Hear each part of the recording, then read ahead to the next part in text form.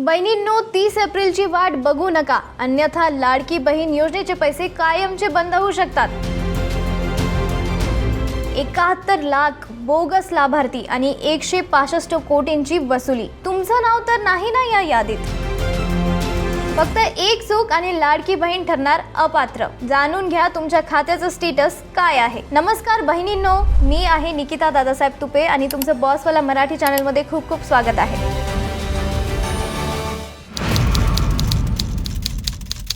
तर कशा आहात तुम्ही सर्व? आपल्या लाडक्या बहिणींना दरमहा मिळणाऱ्या हक्काच्या पैशांनी अनेकींच्या संसाराला हातभार लावला आहे। पण सध्या एक चिंतेची बातमी समोर येत आहे। अनेक बहिणींचे मेसेज येत आहेत की निकिता, आमचे पैसे थांबलेत का किंवा आम्हाला मेसेज का आलाय? तर बहिणींनो, आजचा हा व्हिडिओ तुमच्यासाठी अतिशय महत्त्वाचा आहे, कारण जर तुम्ही ही एक गोष्ट केली नाही तर 30 एप्रिल नंतर तुमच्या खात्यात 1 रुपयाही येणार नाही। आज आपण या विषयावरती सविस्तर बोलणार आहोत, त्यामुळे हा व्हिडिओ शेवटपर्यंत नक्की बघा, कारण अर्धवट माहिती ही नेहमीच घातक असते। बहिणींनो, आता आपण सर्वात महत्त्वाच्या विषयावर बोलूया, जे आहे ई-केवायसी। सध्या सरकारी आकड्यानुसार महाराष्ट्रातील तब्बल 26,34,000 महिलांचे ई-केवायसी पूर्ण झालेले नाही। आता तुमच्या मनात प्रश्न असेल की ही ई-केवायसी म्हणजे नेमकं काय आणि त्याचा आमच्या पैशांशी काय संबंध? तर ज्यांना माहित नाही त्यांना सोप्या भाषेत सांगायचं झालं तर ई-केवायसी म्हणजे तुमची ओळख डिजिटल पद्धतीने पटवून देणे। सरकारला हे पाहायचं आहे की ज्या खात्यात पैसे जात आहेत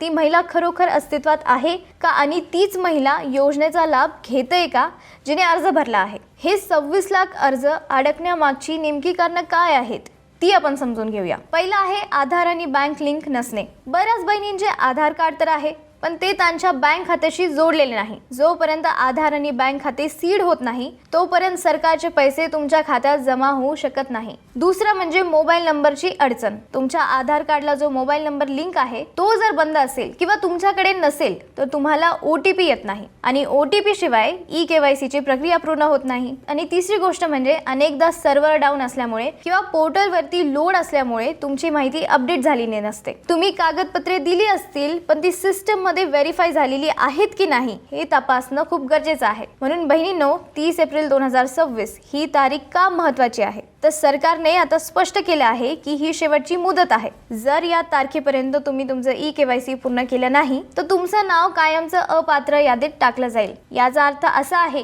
की फक्त पुढचा हफ्ताच नाही तर या पुढच्या या योजनेचे कोणतेही पैसे तुम्हाला मिळणार नाहीत। तर आता तुम्हाला नक्की काय करायचं आहे? तर सर्वात आधी तुमच्या जवळच्या आपल्या सरकार सेवा केंद्र किंवा CSC सेंटरवरती जा। तिथे तुमचा आधार नंबर देऊन तुमची बायोमेट्रिक किंवा OTP द्वारे ई-केवायसी पूर्ण करून घ्या। तिसरं म्हणजे जर तुमच्या अर्जात काही त्रुटी दिसत असेल तर ती दुरुस्त करा। आणि चौथं म्हणजे आपल्या बँकेत जाऊन एकदा खात्री करा की तुमचे DBT म्हणजे डायरेक्ट बेनिफिट ट्रान्सफर चालू आहे की नाही। हे बघा बहिणींनो, ही वेळ गाफील राहण्याची नाही। 26 लाख महिलांमध्ये तुमचं नाव असू शकतं, त्यामुळे उद्यावर काम न ढकलत आजच ही माहिती तपासून घ्या, कारण जर एकदा का खातं बंद झालं तर पुढे तुम्हाला काही करता येणार नाही, जे आपल्याला नको आहे। बहिणींनो, आता आपण अशा एका आकड्यावरती बोलणार आहोत जो ऐकून कोणालाही धक्का बसेल। आतापर्यंत तब्बल 68 लाख महिलांची खाती या योजनेअंतर्गत बंद करण्यात आली आहेत किंवा ती तात्पुरती स्थगित करण्यात आली आहेत। हा आकडा छोटा नाहीये। महाराष्ट्रातील लाखो बहिणींच्या खात्यात येणारे पैसे आता थांबले आहेत। पण हे असं का झालं? माझी खाती तर बंद होणार नाही ना, असा प्रश्न तुम्हाला पडला असेल। तर त्याचे नेमकं कारण काय आहेत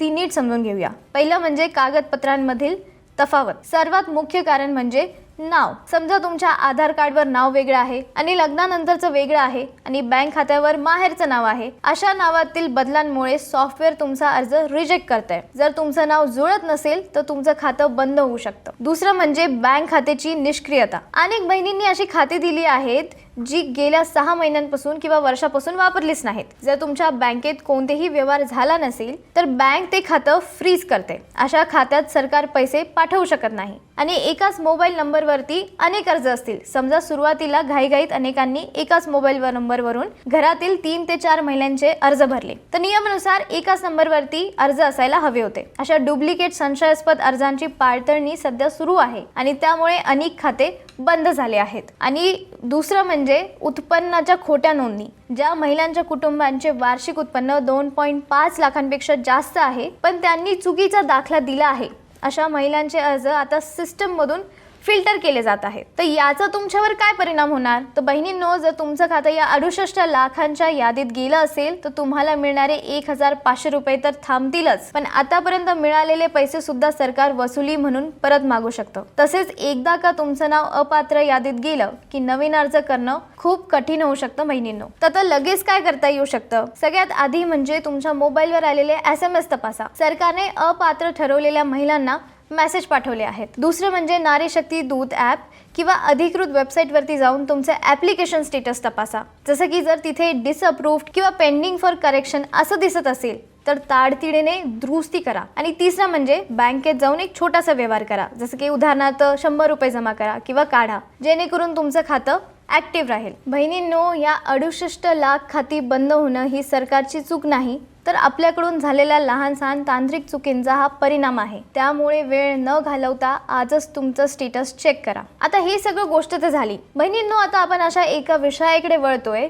ज्याने सध्या संपूर्ण महाराष्ट्रात खळबळ उडवून दिली आहे. तो विषय म्हणजे सरकारचा वसुली धडाका. तुम्हाला वाटत असेल की एकदा खात्यात पैसे आले की काम झालं, पण तसं नाहीये. सरकार आता एक अर्जाची सूक्ष्म तपासणी करत आहे आणि यामध्ये जे बोगस किंवा अपात्र लाभार्थी आढळत आहे त्यांच्यावरती कडक कारवाई सुरू झाली आहे. वसुलीची धक्कादायक आकडे जर आपण पाहिली तर आतापर्यंत 6400 पेक्षा जास्त महिलांकडून सुमारे 11 कोटी रुपये वसूल करण्यात आले आहेत. आता तुम्ही म्हणाल ही वसुली कशासाठी? कारण या महिलांनी एक तर चुकीची माहिती दिली होती किंवा त्या या योजनेसाठी पात्रच नव्हत्या. पण ही तर फक्त सुरुवात आहे. सरकारचं लक्ष आता त्या 71 लाख संशयास्पद लाभार्थ्यांवरती आहे ज्यांच्याकडून तब्बल 165 कोटी रुपयांची वसुली करण्याची तयारी प्रशासनाने पूर्ण केली आहे. बहिणींनो, वसुली का होते?